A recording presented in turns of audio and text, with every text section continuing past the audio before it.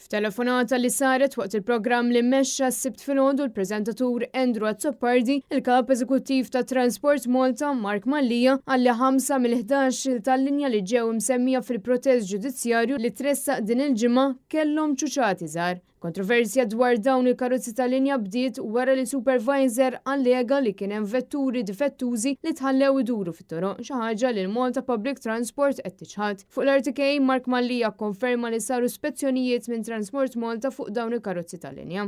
Minn 11 il-bass li kien hemm semmija fil-protest ġudizzjarju, tnej diġà ma kinux qed joperaw għaliex waħda kienet tintuża għat-talim b'mod stazzjonarju u l-oħra kienet diġà qiegħda għal xi maintenance.